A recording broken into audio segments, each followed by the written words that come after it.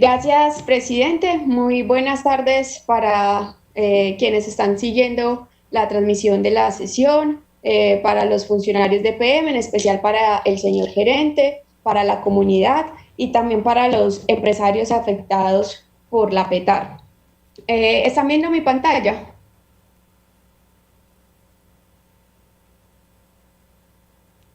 Sí, ahí estamos viendo, sí. Listo, entonces sí, Paulita, sí, yo quiero empezar por decir que lastimosamente, a pesar de que, como lo decía el concejal Carvalho, este es un proyecto muy ganador, es un proyecto muy bueno, ha sido un proyecto mal ejecutado, y no solamente en términos de malos olores, porque no son solamente los malos olores de la PETAR, como lo vamos a ver en mi presentación. No me voy a detener mucho en los antecedentes, pero sí creo importante decir que los diseños de la planta se contrataron desde julio del 2006 con la empresa HMB y Poiri, que casualmente es la misma empresa que hoy está haciendo el estudio de Hidroituango para la ANLA, y HMB, sobra decir que también le ha hecho perder más de 70.000 millones a EPM en otros negocios. Sigamos entonces, finalmente se contrata la construcción y la interventoría en el 2012.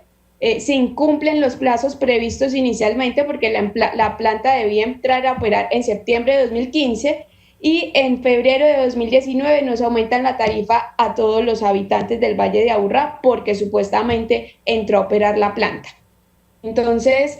como les decía, la fecha prevista de operación era septiembre de 2015, la fecha final de operación parcial la corrieron para octubre de 2018 y la fecha final de operación plena, pues yo todavía la dejo en un interrogante porque de nada nos sirve que se esté tratando el agua o una parte de las aguas vertidas cuando todavía tenemos tan serios problemas ambientales, de olores y, como vamos a ver, de infraestructura como tal de la planta. El valor inicial de la planta era de 1 billón de pesos, el valor final, o al menos hasta las cifras que yo tengo, era de 1.6, son más de 3 años de atraso, adiciones por más de 581.000 millones de pesos que suman el 58%, y ahí le hago un llamado al funcionario de la Contraloría porque estas no son cifras del inspector como él dijo, lo invito a que se informe mejor o a que aprenda a sacar porcentajes, porque como lo pueden ver en una respuesta con el logo de EPM, donde nos detallan los costos de cada uno de los componentes de la planta, el valor inicial, el valor final y el valor adicionado. Si uno le hace zoom a la parte de abajo, da que el valor inicial era de 1 billón de pesos, el valor final o lo que llevan a esa fecha era de 1.58 billones, es decir, si él por favor puede tener una calculadora y puede comprobar con sus propios medios que esto es que 581.000 millones sí equivalen al 58% de adiciones y de sobrecostos. Y eso que acá todavía faltan datos y adicionalmente faltan los sobrecostos por el incremento de los costos financieros, porque cuando se contrató el crédito la tasa de cambio estaba muchísimo más bajita a lo que está ahora y perdimos los 6 años del periodo de gracia que se suponía que ahí era donde iba a ser construida la planta. Entonces, la verdad, yo quedo muy incómoda con las declaraciones del funcionario de la Contraloría porque me preocupa que haya un desconocimiento total de las cifras oficiales del proyecto o que no sepa sacar porcentajes. No sé cuál de las dos es peor. Adicionalmente, otra de las cosas que nos han presentado como una gran innovación, pero que en realidad termina siendo una gran improvisación del proyecto, es la planta de biosólidos. ¿Y por qué? Porque esta planta no estaba prevista en los diseños iniciales y solamente esta planta tuvo un valor adicional de más de 160.000 millones de pesos. Y yo esta parte la quise titular Crónica de un problema anunciado, por no decir crónica de un desastre anunciado, porque han sido varios los debates de control político que he realizado desde el 2017 a este proyecto. Y miremos, en julio 4 de 2017, esta fue una de mis diapositivas, donde se empezaba, o uno de los primeros informes de interventoría en el año 2012, iniciaba con los incumplimientos ambientales por parte del contratista, que taló 52 árboles sin autorización. un proyecto ambiental con incumplimientos ambientales, cosa que tampoco vio el área metropolitana en su momento. Y continuamos con la crónica de un problema anunciado cuando 8 meses de haber iniciado la ejecución de la obra, en abril del 2013, ya la interventoría estaba alertando un retraso del 14% en el proyecto. 9 meses después, es decir, en mayo de 2013, la interventoría ya estaba diciendo que el consorcio HHA no tenía personal profesional en la obra y no tenía residente. Entonces, ¿en manos de quién estaba el proyecto? Y hoy nos quejamos por la calidad del proyecto. En ese momento también, en julio de 2013, la interventoría también estaba alertando que los diseños de los equipos electromecánicos debían ir en un 87% y que el avance era del 1%. En agosto de 2013, la interventoría también ya alertaba que el estado de avance actual del proyecto era preocupante porque no se estaba cumpliendo con todas las actividades programadas.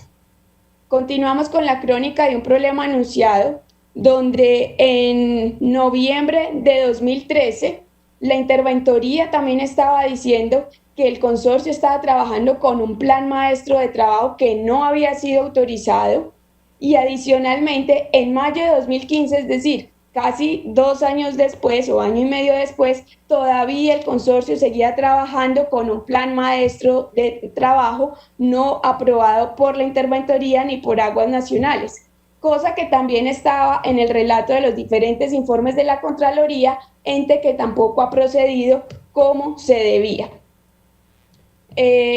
Miremos también, otra de las cosas que advertí desde julio del 2017 era que antes de que el gerente Jorge Londoño se fuera a darse el paseíto de cuenta de todos a Corea a firmar un memorando de entendimiento, ya la interventoría le estaba diciendo en el informe de agosto, o sea, un mes antes de que él viajara, que la fecha proyectada de terminación del proyecto era agosto de 2018. Yo no sé si él en semejante viaje transatlántico tuvo tiempo o no de leerse estos informes de interventoría. Lo que sí es cierto es que allá se fue a firmar un memorando de entendimiento donde decía que iba a recibir las obras, las obras sustanciales el 30 de julio y que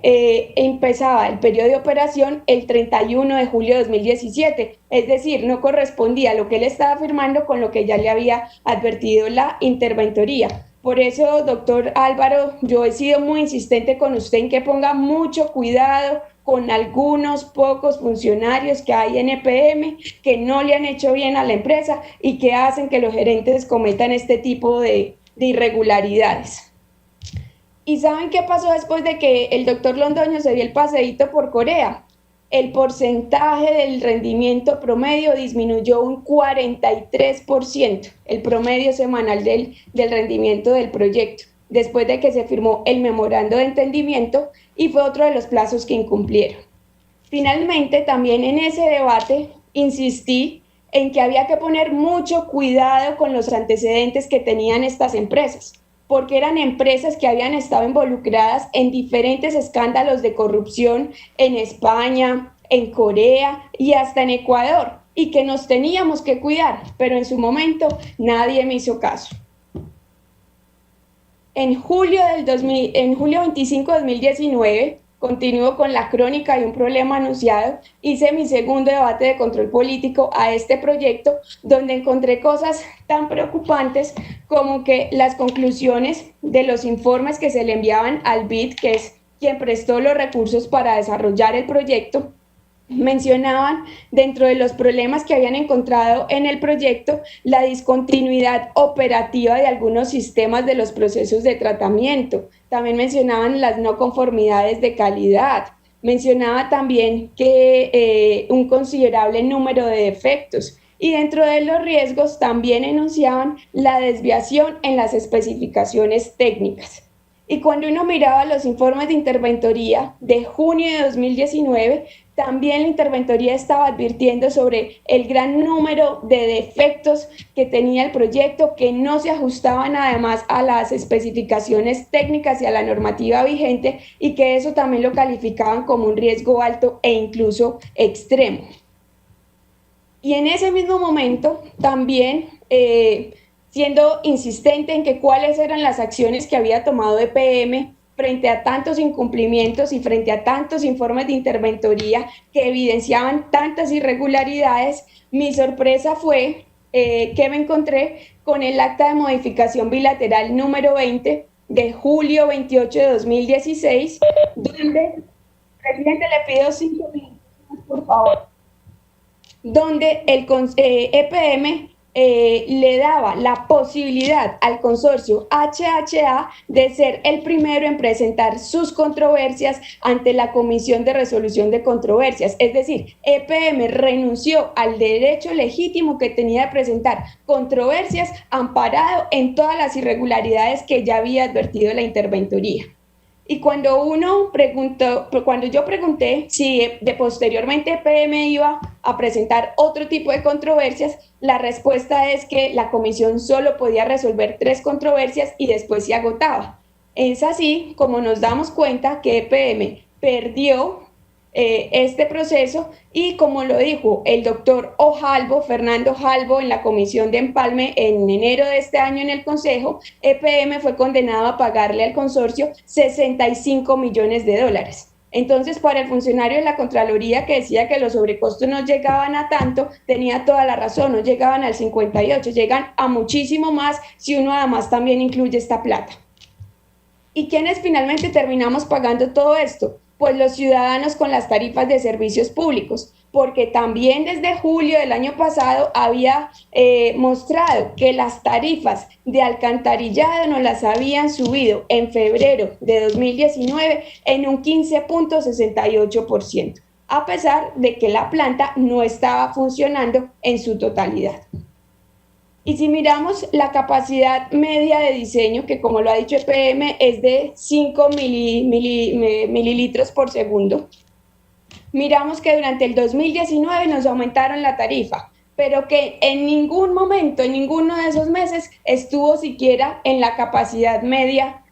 para la cual fue diseñada la planta, estuvo muy por debajo. Y adicionalmente no trataba todas las aguas que eran recolectadas por el interceptor norte. Por eso, cuando ayer nos envían el informe de la planta, yo sí quiero, doctor Álvaro, que usted solicite a sus funcionarios, ojalá para el final de la sesión, que nos firmen, que nos certifiquen que esta afirmación es verdad, que se está tratando el 84% de las aguas residuales del Valle de Aburrá, porque con todos los defectos que tiene la planta, todos los problemas que ha tenido, las suspensiones, no solamente por la orden judicial del inspector, sino además porque ha fallado, a mí sí me queda la duda de este tipo de afirmaciones por parte de EPM. Y además mostrar que se recibió la planta antes de lo previsto como un granito, a mí me preocupa, porque cuando uno pregunta cuáles fueron las razones, miren ustedes lo que dice Aguas Nacionales. Desde mayo de 2019 pudo constatar cómo las prácticas del consorcio HHA distaban de encontrarse dentro de lo ideal. Del seguimiento se evidenció la falta de recursos y personal capacitado para la operación. Adicionalmente, él hacía temer a Aguas Nacionales que de continuarse con la operación en la cabeza del consorcio pudieran afectarse otros equipos. El incumplimiento de los parámetros de calidad del afluente, el menor volumen tratado, así como la problemática de olores, fue otro de los puntos que motivaron el recibo anticipado. Y nos dicen, en resumen, entre más tiempo tuviera el consorcio la operación, menor disponibilidad de equipos hubiera recibido ANEP, o sea, Aguas Nacionales, y mayor cantidad de problemas operativos asociados al deterioro de los procesos. Entonces, cuando acá nos presentan como un gran logro que tenían que haber recibido antes de lo previsto, esto fue lo que realmente pasó. Y lo más triste es que al contratista no se le ha aplicado ninguna multa, ninguna sanción, y por el contrario, EPM antes va a tener que pagarle unos recursos. Y cuando en el mismo informe que nos envía ayer EPM nos dice las acciones que ha tomado con la comunidad por el tema de los olores, y nos dice que finalmente se encuentra en la tercera etapa donde se están realizando los procesos de contratación para las obras de infraestructura y optimización, pues cuando yo contrasto lo que ellos dicen con lo que dice la interventoría a cómo estaban las obras en diciembre de 2019, yo no veo eso tan sencillo, porque les cuento, con el inventario de pendientes y defectos que está evidenciando la interventoría del proyecto, dice que dentro de los acordados se encuentran 595 defectos y 1.937 pendientes para un total de acordados de 2.532. Que estén todavía en controversia, 59 defectos y 149 pendientes, para un total de 208. Pendientes de acuerdo, 472 defectos y 1.610 pendientes. Y el total, entre los... presidente, le pido 3 minutos más, por favor. Y el total, entre defectos, pendientes... Concejala, ¿qué tiempo requiere? 5 minutos más, por favor. Bueno, 5 minutos, por favor.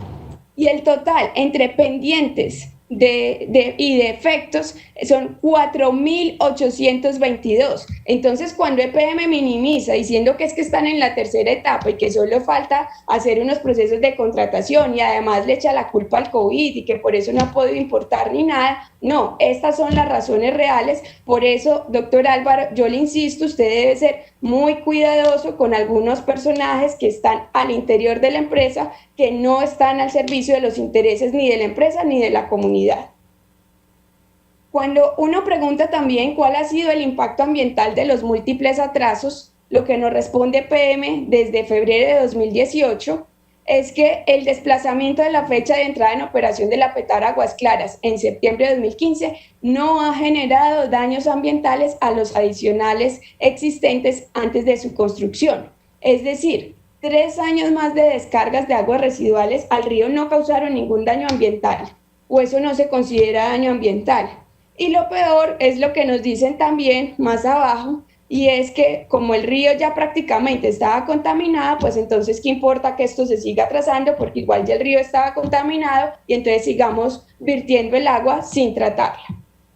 Y en su momento también en el debate de julio de 2019, le pregunté al área metropolitana si existía algún trámite sancionatorio contra Aguas Nacionales, a lo que me contestó que no. Además me informó que habían algunas que con relación a las quejas por olores molestos entre el 2018 y 2019 se habían recibido 19 quejas, pero que eso estaba en proceso de estabilización y resulta que supuestamente la planta ya se estabilizó desde febrero de 2019 y hoy casi año y medio después todavía seguimos hablando de los malos olores. Y la respuesta del área es que sí, se sientan muy amablemente en mesas, discuten actividades y demás, pero tampoco ha habido acciones concretas. Yo entiendo que esta es una nueva administración, pero yo sí considero que este es un proyecto al que se le debe poner especial cuidado porque han sido muchísimos los incumplimientos de carácter ambiental y el área metropolitana ha sido absolutamente permisiva con esto. Y lo mismo con la Contraloría de Medellín, porque ha sacado múltiples informes que todos han quedado para guardarlos en un cajón. No ha procedido como debía ser. La última respuesta que me dieron es que está en el plan de auditorías para el año 2020, una auditoría especial a la evaluación fiscal y financiera de Aguas Nacionales y por lo tanto de la Petar. Yo espero que esto no lo saquen del plan de auditorías de este año y que pongan funcionarios que sí conozcan el proyecto, que conozcan las cifras y que sepan sacar porcentajes, porque si no, graves. Y también le solicito a la Personería de Medellín, al doctor Vivas, que ha sido también muy acuicioso con los diferentes temas de la ciudad, que este sea uno de los temas a los que se les dé prioridad, con procesos disciplinarios, porque acá somos todos los que vamos a terminar pagando esos sobrecostos, adicionalmente de las afectaciones por los malos olores a la comunidad y de las 30 empresas subcontratistas quebradas que acabaron con el empleo de cientos de personas a raíz de una mala ejecución de un proyecto que en su origen era un buen proyecto. También le pido al doctor Álvaro que por favor en el punto de comunicaciones se le va a leer una comunicación que le envié para que por favor esté atento y que quede la constancia. Y por último, solicitarle muy respetuosamente al concejal Zuluaga que cuando se instale esa mesa se me sea incluida en dicha mesa de trabajo con la comunidad, con EPM y con las demás autoridades. Muchas gracias, presidente.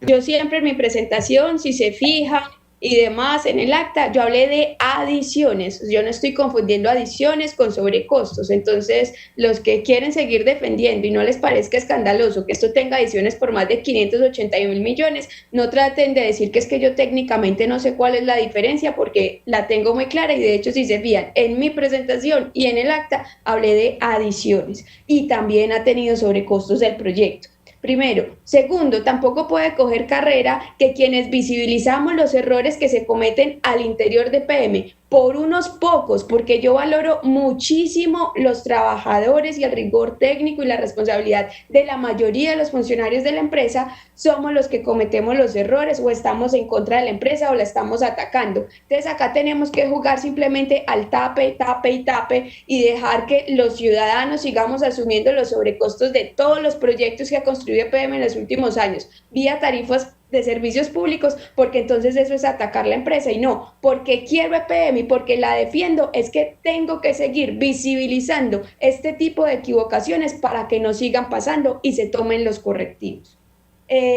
También solicitarle nuevamente al doctor Álvaro Guillermo Rendón que no se desconecte hasta tanto no termine el punto de comunicaciones, donde le hago una solicitud explícita que se contrate una auditoría forense para este proyecto, porque como lo he dicho, esto tiene muchísimas irregularidades. Y por último, una pregunta al área metropolitana, que si no sé si la tiene, si el director tiene la respuesta y si no que me la haga llegar por escrito, es si EPM pagó la tasa retributiva de los vertimientos directos por el periodo de atraso de la planta y durante el periodo que funcionaba de manera intermitente. También me gustaría saber cuánto ha pagado EPM y si lo pagó durante este periodo. Muchas gracias, señor presidente.